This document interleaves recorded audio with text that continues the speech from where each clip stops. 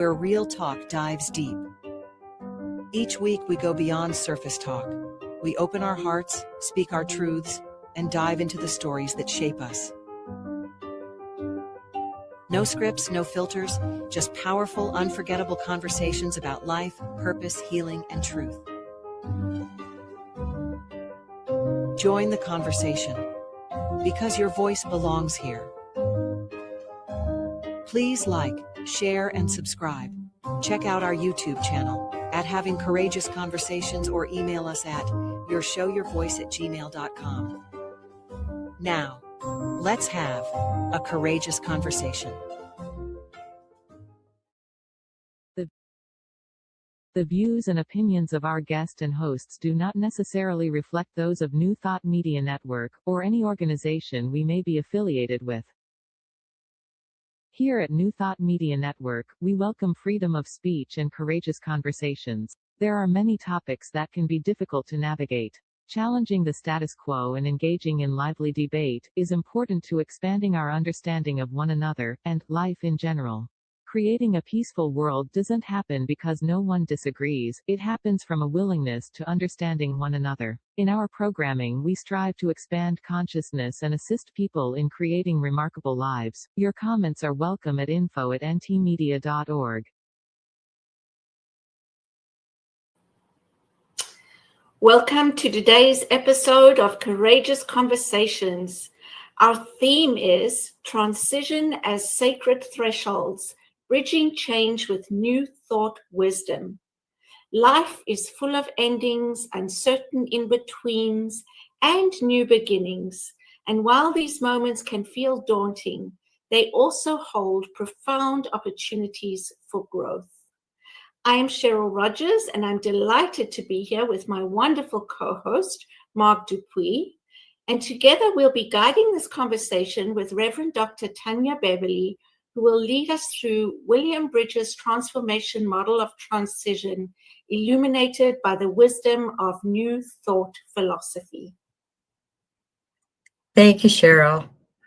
And I'm happy to introduce Reverend Dr. Tynya Beverly, who is a poet, author, staff minister at the Center for Spiritual Awareness. She leads the African American Suicide Prevention Project and facilitates safe Black space healing circles. Wow, so much to talk about. A retired chief learning officer for the state of California, she now cultivates healing through spiritual leadership, social justice farming, and creative retreats. Thank you for joining us today. It's a pleasure to be here. Yeah, Now, and what a powerful woman Reverend Dr. Tynya is, that I'm so grateful I got to speak to and hear her speak at the Association for New Thought Network conference. So tell us a little bit more on this topic. Yes. I love talking about change because I think change, if we begin to understand it, it is absolutely liberating. And for those of us who are in new thought, we can sometimes get pulled down by the daunting feeling about changes in our life. But if we had a different framework on this, I suspect that we would give ourselves a little bit of grace as we move through some of this. The one thing that I want to share is that change is inevitable. It's a part of our life. And so it's amazing to me how we kick and scream and resist when changes come about. And if we could just put a different frame on it, I think it would help us to move through that process. And what I call, we get through it because we're soldiers. We're going to get through the change. But I also find that we're like the walking wounded when we get to the other side. Mm-hmm. So we can choose how we get through changes. Change is going to happen with us or without us. Mm-hmm. And I was introduced to Dr. William Bridges many years ago. My background is in organizational development. And so I had a major downsizing effort where I had 13,000 employees that we had to move from a manual system to an automated system and call centers. And folks were resisting and kicking and screaming. And when I became certified in this training, I got a chance to sit with Dr. Bridges. And he shared a profound story with me about how he even developed this model that I'm going to share with you. His background, he's an organizational development psychologist. He's a professor at Mills College. And he's working with Silicon Valley, and they're doing downsizing and all of these efforts and laying off people. And so he was using his organizational psychology background in helping these organizations. Well, his wife was sick and received a diagnosis of terminal cancer. So he decided to take a sabbatical. So during his time with her, he realized that the same stages that people in organizations went through, he found himself personally going through it with the news about his wife. Mm. Now, you know, she received this diagnosis. She wasn't going to pass away the next day, but his response to this information is where the model comes from. And Wow. so he believed that, once you hear information about a change, even if the change is a year away, 2 years away, we immediately start processing. We immediately start trying to figure it out. And folks will say, but you got plenty of time for that. But inside, there's a response going on. So he has this theory that when we're hit with a change is a two-part process. It's a change that you can see on the calendar, that on this day, this is going to happen. But then there's also an internal response that's happening to us, a psychological reorientation that happens to us. And he says the transition is what he calls it. He says it comes in 3 phases. There's an ending, there's a neutral zone, and then there's a new beginning. Mm-hmm. The ending means that you have to decide, I'm hit with this change, and it could be a wanted change or an unwanted change. And this is important because often people think, well, it's a change that I want. I want to have a baby. I want to get married. I want a new job.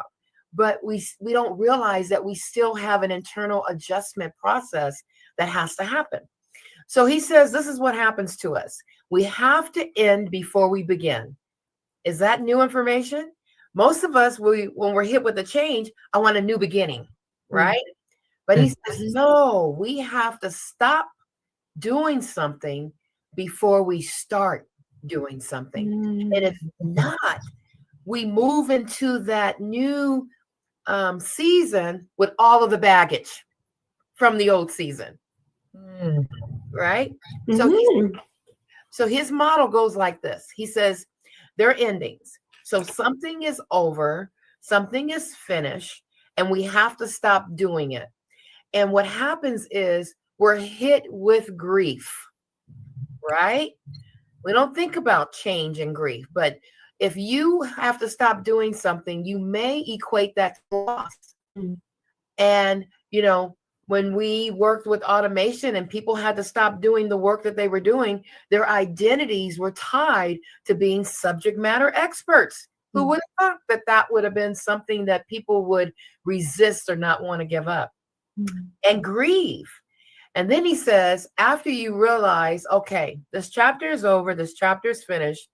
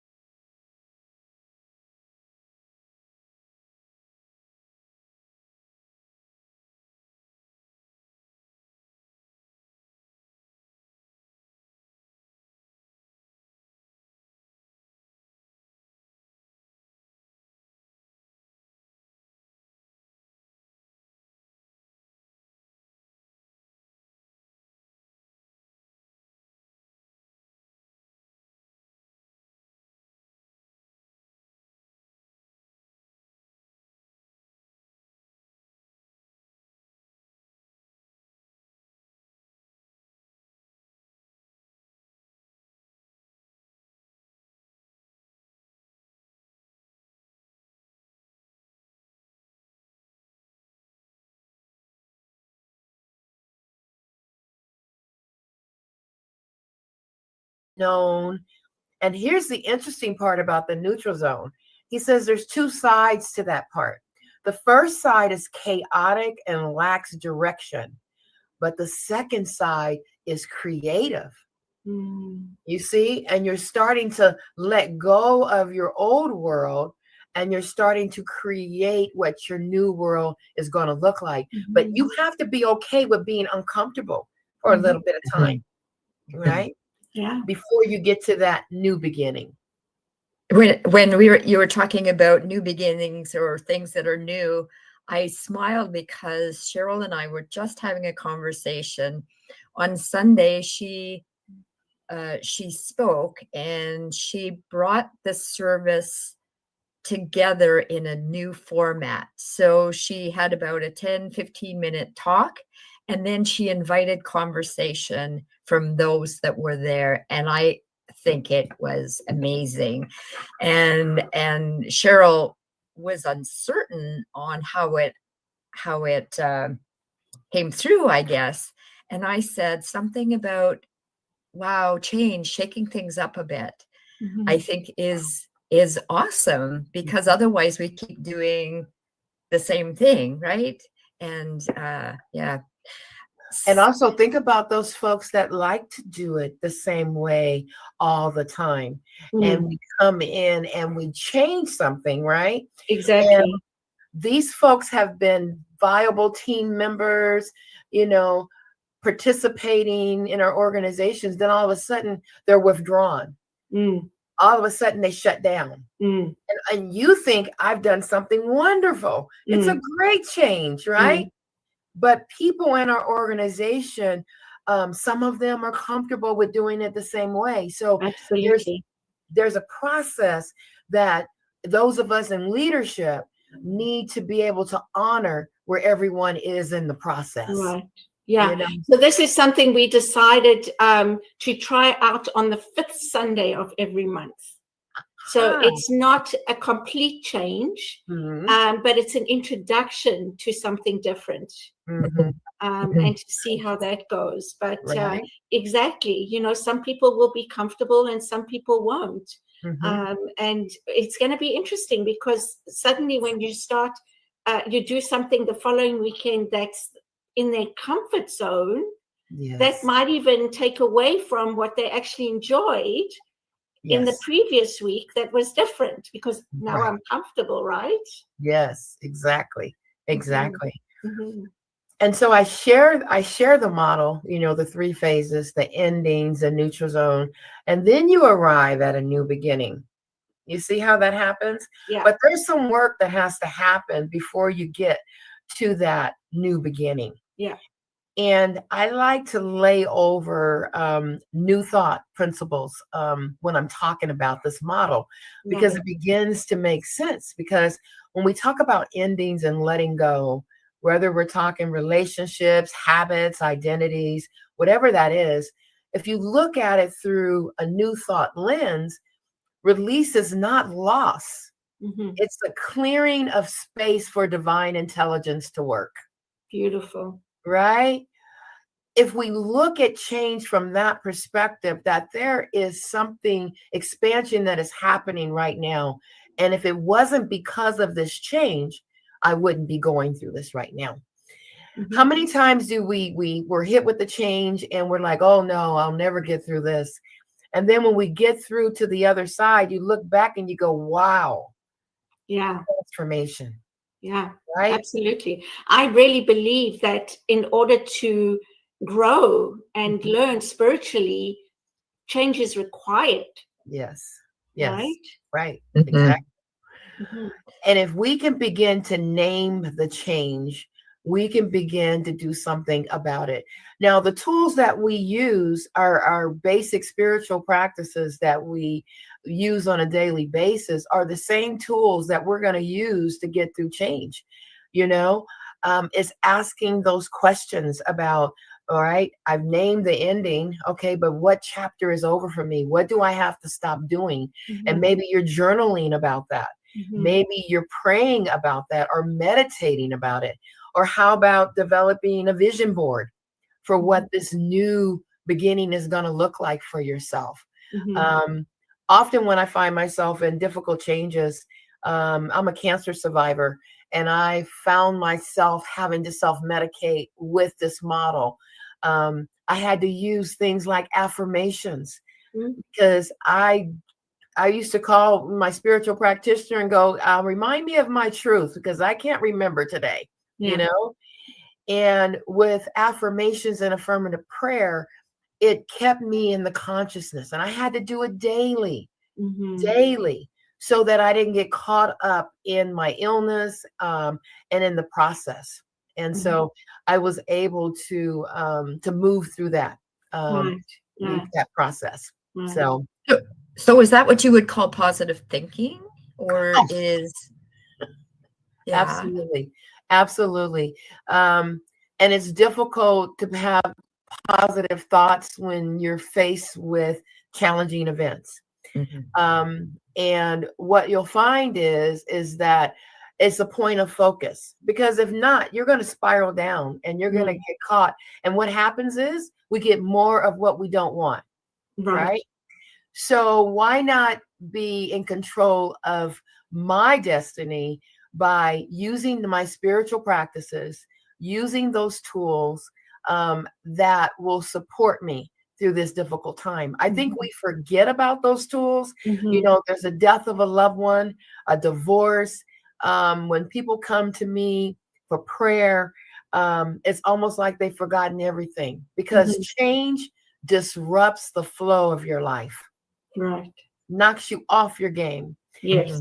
So to be reminded that, you know what, you can get back on even ground by using your spiritual practices to get you through these difficult times. And I would suggest, by what you just said, when somebody comes to you in a time of challenge, distress, that you wouldn't use the words, "Oh, think positive." Oh, no. I would, based on what you were saying a minute ago, I think you would talk them through the steps. And I have a bit of a hackles going up because it's often used very lightly. Oh, just think positively and everything will be just fine. Can you explain a little bit more on how you would? Oh, absolutely. I would not start telling folks, use the power of thought and take yourself and pull yourself up by your bootstraps. I would have a conversation about, because of this change, what do you think is ending for you? What chapter do you think is over? What do you have to stop doing because of this change? It's coming from the heart. You wouldn't want someone to clobber you with think positive, because we have to honor where people are. And this person is in pain. They're grieving. And so the last thing that you want to do is be a metaphysical bobblehead, right? And do spiritual bypass on them and act like what they just said was not real. We have to stay in the feeling part, because when we skip over the feelings, that's where we wind up packing our bags full of all that stuff. And we wind up at the new destination with these pack bags. And then someone says something and the lock pops. And then they get it. All of it. Right? And it's just unresolved change. It's just, we don't spend time. We're in a let's do it society. There's no time for you to process your change. And then think about it. Most of us go through more than one change at a time. And so to be able to unplug and process, I mean, the big ones, people give us that grace, if you lose a loved one or something. But when you lose a job or you're going through a divorce, people seem to, the compassion is not there when they're saying, oh, you'll get over it. Oh, it'll be better. It's like, no, we need to meet people where they are. Yeah, I agree. I think people that say that are, and I used to be one of them, they're actually trying to make themselves feel better. Right? It's not about the other person. It's dealing with the discomfort that they're feeling about what the other person is going through. Absolutely. Yeah. Absolutely. And but some of us, especially in New Thought, we don't want to have to deal with negativity. Well, the perception of it. Well, can we reframe that? Maybe it's not negativity. Maybe it is just another experience in our life, and that we need to allow it to unfold. Yes. What is this time teaching me? I remember lighting a candle and writing in my journal, and writing affirmations like, I bless what has been and I release it with gratitude. Right? And opening myself up to I didn't know what the new was going to be. Yeah. I didn't know, if I was going to get the word that I was cancer free, and I did, and I feel really blessed because of it. But I also went through the cancer journey with friends who did not make it. Right. And so there's no way that I would tell them to think positive. As I meet people where they are, and in this process, just allow it. No matter what it looks like, I bless it. No matter what it sounds like, I don't try to block it. If it's anger, and that's where you begin to understand, those old models that we've heard many years ago, like the grieving process, the cycles of grief, right? Well, when you're dealing with change, those cycles are real. Yeah. When someone has lost something, they may be angry. They may be in denial. They may be disorganized or be in, depression. And so it's to basically to be able to be savvy enough, especially if I'm a leader in an organization, to understand those models like Maslow's hierarchy of human need. The bottom of the rung is safety and security, and most people are right down at the bottom. And then here I come along, and I want to do We Are the World, Kumbaya, social belonging. So actually, does it fit? No. So my communication has to be that way as well. If someone is worried about security because of a change, I need to talk about that with them. Not trying to pull them up and rise above it. They're not ready for that. And so the gift of allowing is real when we're talking about change. So you can see that if we begin to understand for ourselves and those around us, that there is a process, an adjustment process that we go through, then we allow more grace in the conversation and not judging that someone's taking too long to get through that change. But if we know that grief is a part of it, maybe we will, can open up our hearts a little bit. Yeah. And everybody grieves differently, right? So it's the same thing. Everybody's going to handle change differently. Yes. So it's really giving them the space to do that, and Absolutely. just being there for whatever it is that they need in the moment. Absolutely. And I think we forget, well, what would you like someone to do for you if you were in this position? You wouldn't want them to do a spiritual bypass. Oh, absolutely. Yeah. You would want them to be present. You would want them to listen and to open up their heart. Basically, and start there. Right? So I think that when we're dealing with changes, and the world around us is full of constant change, we have change hitting us all over the place. And so just imagine that you're hit with one change, and then you're hit with another one, and then another one. We're running on a transition deficit.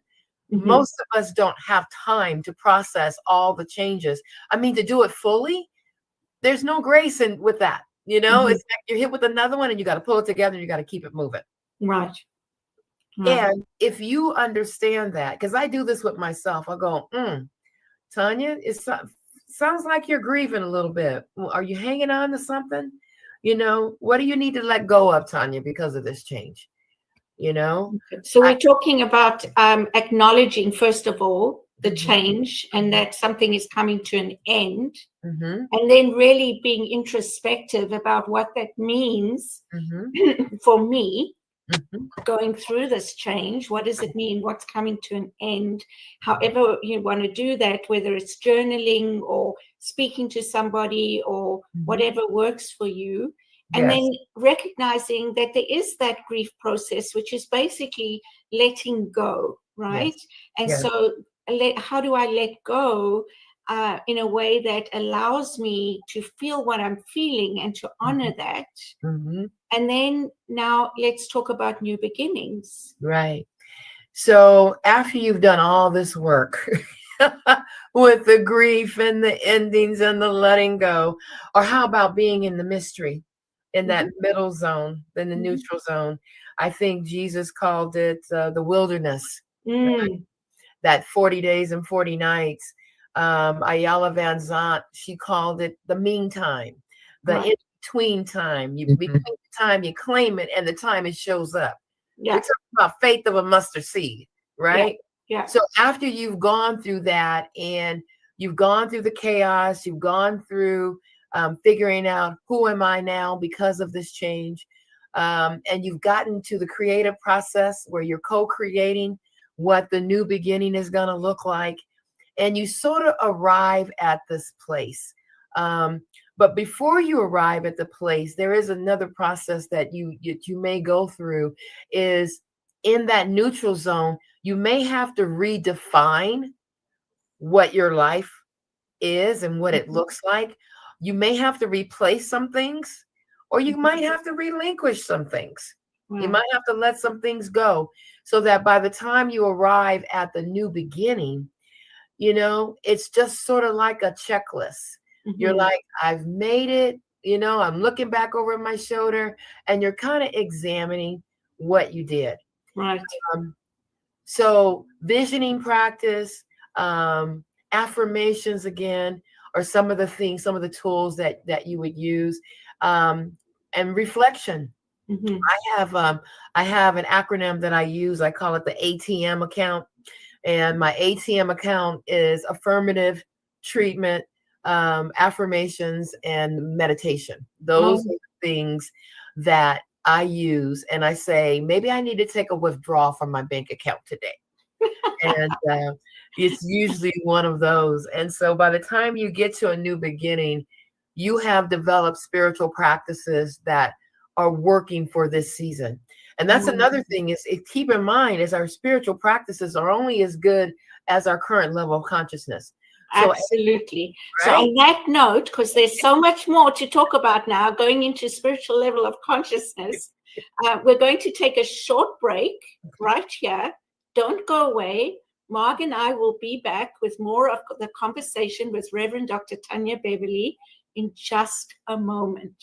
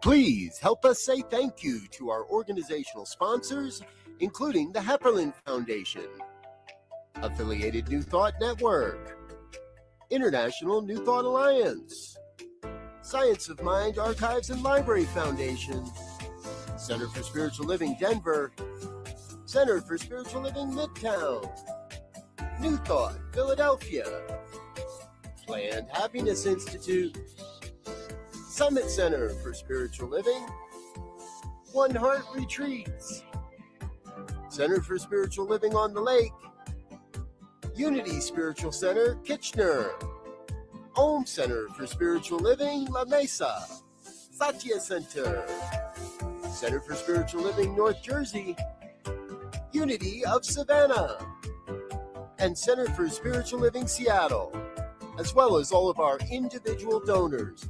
Thank you for making New Thought Media Network a place to be. Please come be you. And remember, like, share, and subscribe. New Thought Media Network, positively inspiring.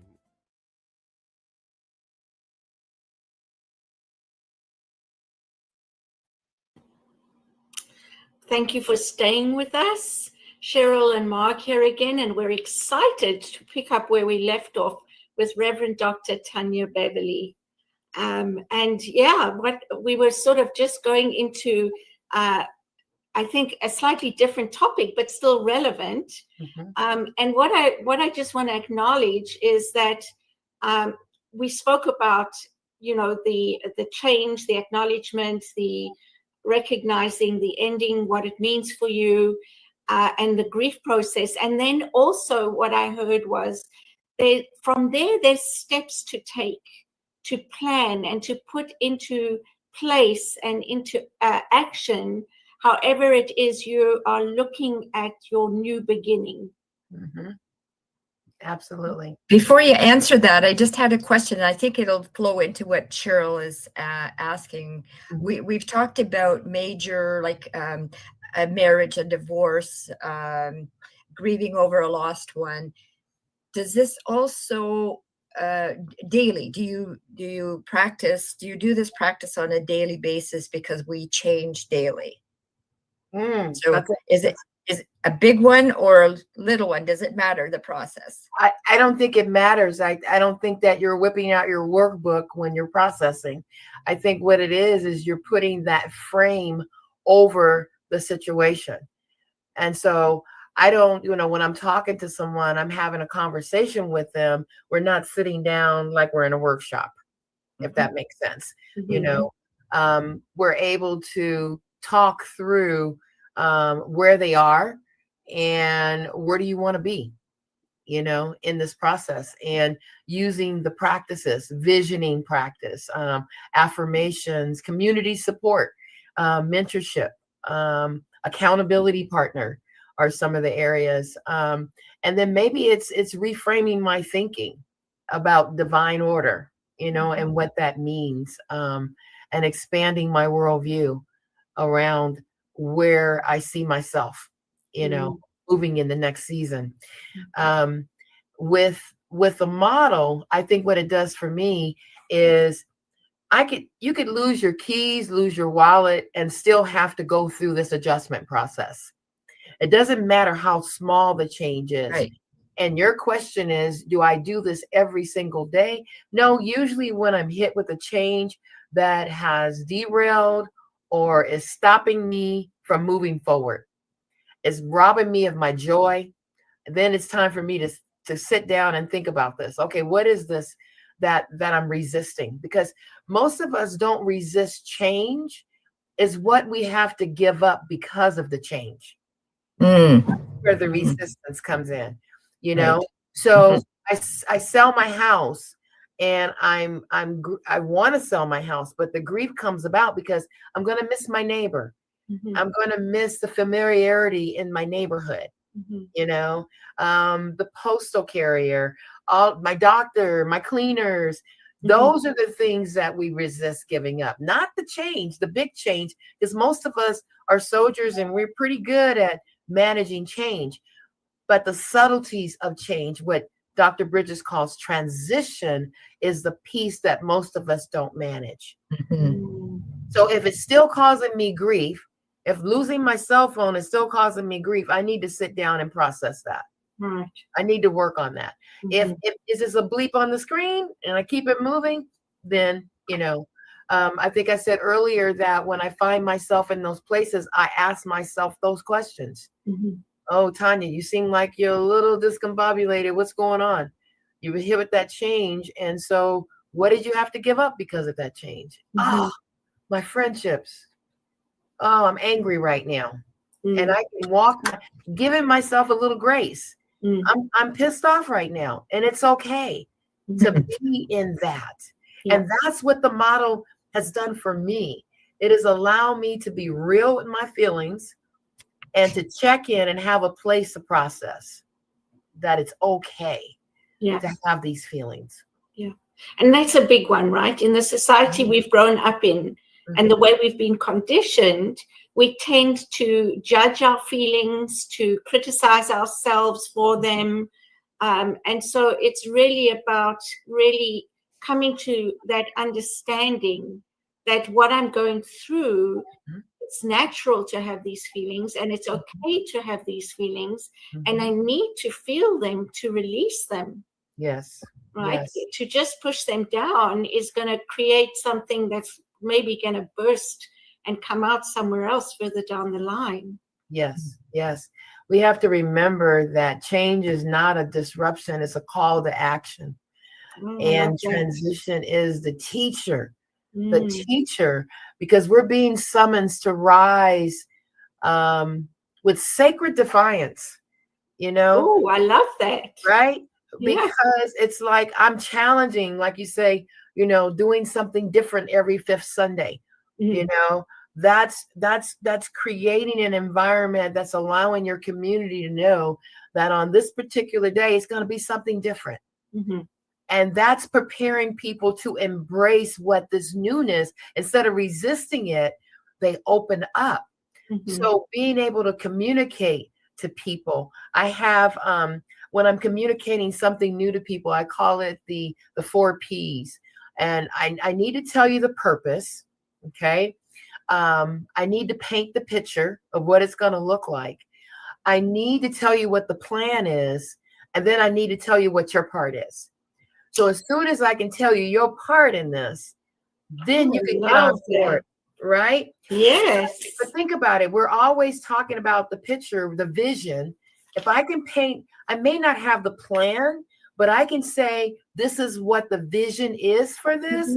Then maybe people can hang in there a little bit longer until I can get the plan together, right? They'll give me some grace.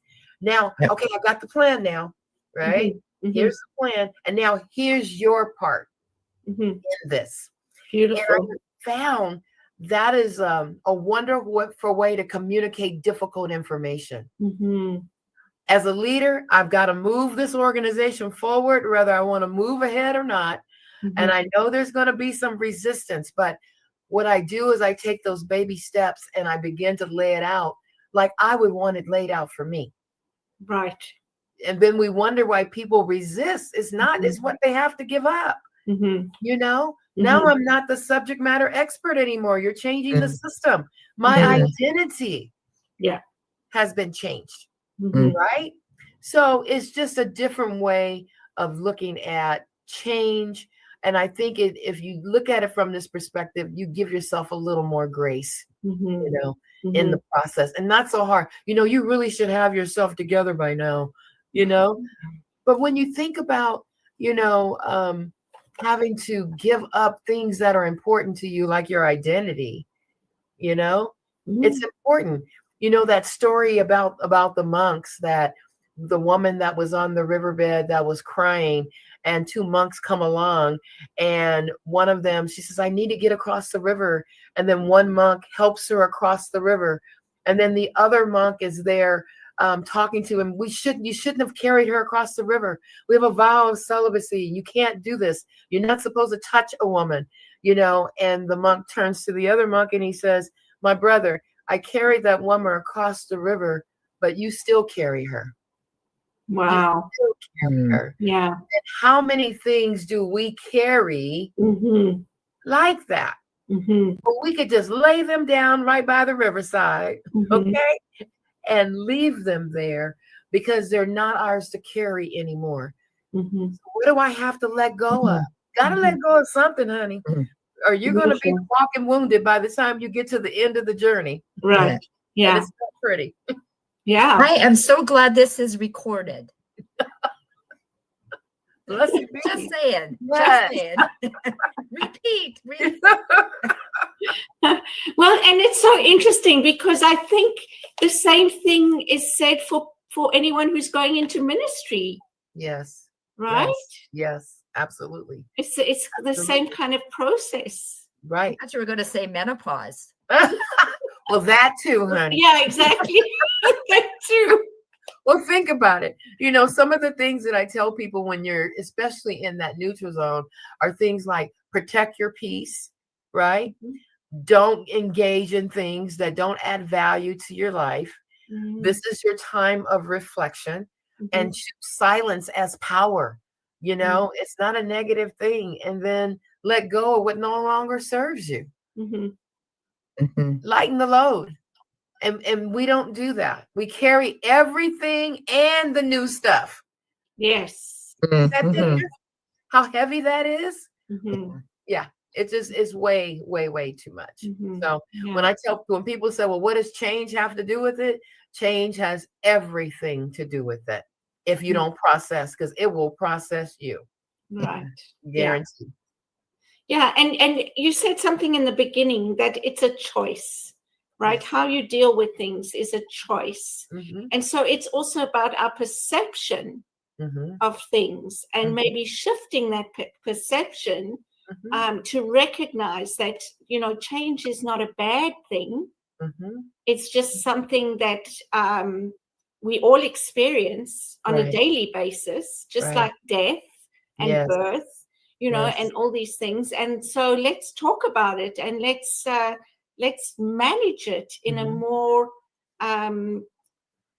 what is the word? In a way that acknowledges us as a person and allows us to go through the process the way we need to. Right. When I hear someone saying something negative, I'll say to them, can you put another frame on that? Oh, I love that. Yeah. If you could reframe that, what would that look like? And have them do it. You know, versus me reframing for them, because the discovery because transition is a personal journey. As much as I want to help you through it, I can't. Yeah. Because you're looking at that change through your filters, through your life experience. I can't give you my consciousness. Right. And so if people begin to see it from that perspective and they can reframe it, that I do have the power to reframe this. I do have the power to look at this from a different view, right? I can allow it to eat me up, or I can be in a place of allowing and being open and willing, those kinds of words, you know? Yeah. Okay, what is this change teaching me? Yeah. Instead of shutting down and then, you know, getting stuck in anger, because we can get, you've seen people stuck there for years. For years. And how do you get unstuck? Well, it goes back to what you believe. It's your belief system. And if you believe that something's happening to you and the world is got it in for you, guess what? You're right. Right? You're going to be right. You're powerful beyond belief. Exactly. Yeah, exactly. And that's the most interesting thing is some people will say, you know, I've been asking for this for so long and it hasn't arrived, and you know, this, that, and the other. Well, what's the thought behind that? Because if you're saying it hasn't arrived and I'm waiting for it, you're going to continue waiting for it and it won't arrive. Well, I suspect when someone says it hasn't arrived the way they want it to arrive. The way they think it should. Yeah. Right? Yeah. Or just honoring the blessing that is before us, that this it didn't happen the way I wanted it to, but it happened the way it was supposed to. Right. Yeah. And so when I'm looking at it, it's like, well, I never would have thought of it that way, but okay, that expands my worldview. Yeah. I've got a whole different perspective. So it's allowing and embracing what is versus. And I think you spoke about consciousness, the level of consciousness. Yes. Right. Yes. And so there is a maturity, a level of spiritual maturity to be able to understand that and to be able to go there, right? Whereas sometimes we get in the way of ourselves when we're not at that level, we're not ready to go to the next step of processing what it is we have as a gift in front of us to process. Right. Exactly. I say that we're only as good as our current level of consciousness. And I say that because sometimes we think that we process the change and we're good with it, right? We're finished with it, especially the big ones like death. And then all of a sudden you're growing along and you're going through transformations and you're expanding and you're on the spiritual quest and you're discovering who you are. And then all of a sudden that change that you went through years ago, guess what? You got a new level of awareness and consciousness that now you got to process that change through that. Right. Yeah. Right. Yeah. And so you're absolutely right, is that, the consciousness is only where you are currently. That's it. And don't think that it's over. No. We're evolving. Yes. Goodness. Exactly. So. Yeah. I did a talk a little while ago about, instead of seeing, change as change, see it as an evolution. Because it is a way of our evolving, our consciousness, our way of looking at things, our way of experiencing things, all those kind of things, because that's how we become who we are in this moment. Yes. Absolutely. And I hope that, the listeners, Dr. Williams' book is Personal Transitions, Making Sense of Life's Changes, to discover that and to be able to give themselves another tool that will allow them to process life in general, And I think that's what Dr. Bridges gave us. He gave us a framework to navigate change, right, and be and allow ourselves to be okay with what's going on, and not try to block it. Look at it from a spiritual sense, as that, if this is where I am, then okay, what do I do with what I have? Right. Beautiful. Yeah, beautiful. So In tell us about your book. Oh, yes. My book. Well, the latest book is Dancing in the Key of Life, Words That Hug the Heart. And it's a book that is a compilation of poetry and sort of sacred expressions, is what I call them, lessons learned on my spiritual journey. And so that book is definitely an eye-opener. It talks about peace. It talks about life in general. And so you can get the book on Amazon as well. And then my next two books will be out in the next 2 weeks, actually. Wow. And so if you have my name, next week you'll be able to find my other two books. The next one is The Wind in My Braids, Voices of My Roots. And it's about ancestral wisdom that I've learned from my ancestors. And then the next book is I Have Something to Say, Dropping Knowledge, Raising Spirit. So definitely more to come. Beautiful. I love that. So is Dancing in the Key of Life, was that your first book? Yes, that was my first book. Okay. And now you've got the two others coming out. Right. And they all sound so wonderful, like really different from each other. Yes. But so just enticing to read. Yes. To me, anyway. Right. Mhm. And then the next one will be Kwanzaa 365. So these are, what's interesting is that people said, how did you write all these books? So Mhm. they're all coming out like in a short period of time.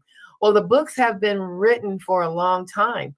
And it took my cancer journey to kind of shake me out of my perfectionism, Mhm. and to be able to release this and say, I want the world to hear. Mhm. I have something to say, and I'm not going to hoard it anymore, Mhm. because it was never perfect enough. It was never, it needs to be cleaner, pristine. No, it needs to be raw. It needs to be just as it is and tell the truth. So, Absolutely. so Yeah. that's how they kind of, and then my years of doing Kwanzaa, is my book has rituals and all kinds of historical references for people who want to know about Kwanzaa. And Kwanzaa was, Dr. Maulana Karenga, founder of Kwanzaa, December 26th of 1966. And it came out of a need. I experienced the Watts riots. And so there was this disconnect from culture, from African culture for Mhm. Black people. And he went to Africa and he saw a harvest called the first fruits, where the village would honor the crops, they would honor their elders, they would honor the youth, and they did ritual around this. And he brought that back. He was a professor at Cal State Long Beach, and he brought that back. And it has been a tradition in my life, like I said, over almost 40 years now. And it's all about the gathering of community. You don't give, and it's the 26th through the 1st. So it's 7 days of celebration, Mhm. December 26th through January 1st.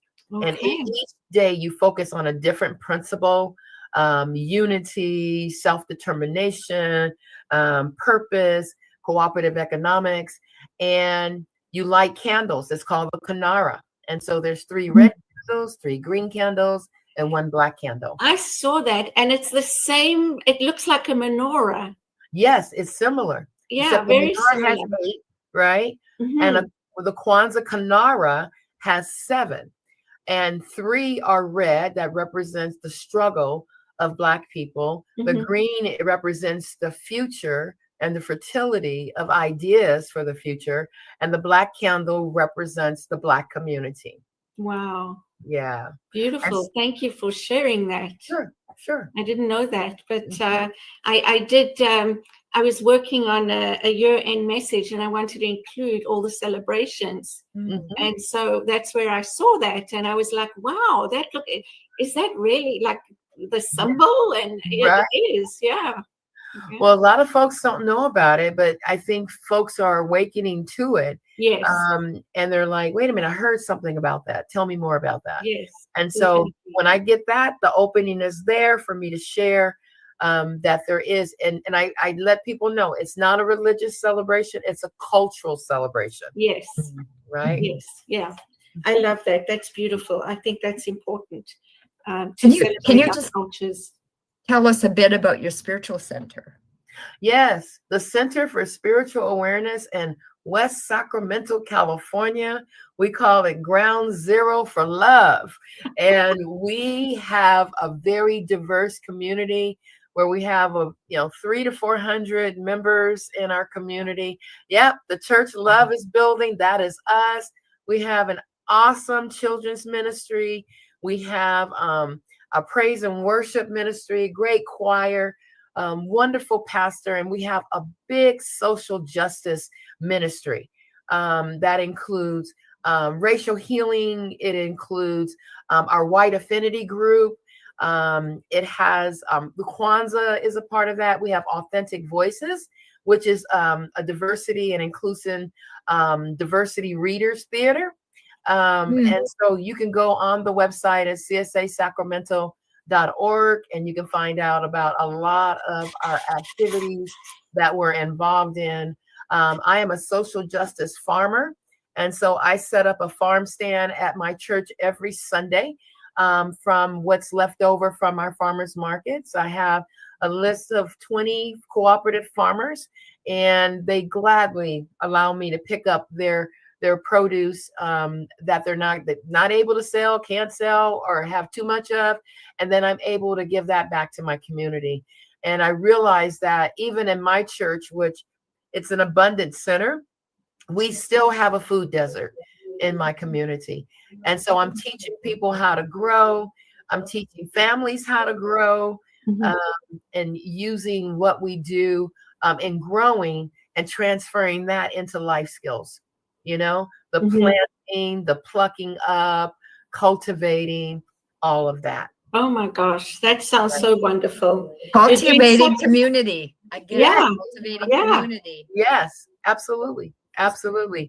There's a place for everyone. So we love it. Sounds wonderful. And it sounds like you're doing such amazing things, Reverend Dr. Tynya Beverly. Yes.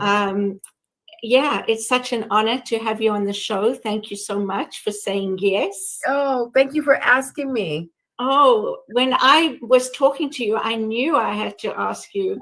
And you know, you just proved today what a powerhouse you are. Like, you know, wow. So if there was one thing you wanted to leave our listeners with today, what would that be? I would say for people to carry your joy forward. You know, stop allowing the world to snuff out your joy. Allow joy to be the priority. Put joy on your calendar. Put joy all around you, because I think it's going to be one of the things that's going to be able to pull us through what we're experiencing right now. Beautiful, beautiful. Yes. And in closing, Mark, do you have anything you would like to share? Yes. Okay. I'm going to say press play. Press play. Listen again. Pardon me? Are you saying listen again? Exactly. Go to the YouTube station and play this awesome recording again. Absolutely. Just packed with information. So packed with information. Thank you so much, Tynya. Yes. You're so welcome. Thank you. Yeah. So as we've discovered today, transitions are not simply challenges to endure. They are sacred thresholds inviting us into deeper wisdom and renewal. By embracing endings, honoring the neutral zone, and stepping boldly into new beginnings, we can transform change into a path of empowerment. And thanks again, Reverend Dr. Tynya. We will certainly be in touch and invite you next year, because I know you have a lot more to say, and we would love to hear about some of the stories in your books. Okay. So I would love to share them. Thank you so much. All right. So everybody, please like, share, subscribe, and we will see you next Wednesday. Thank you for joining us. Bye.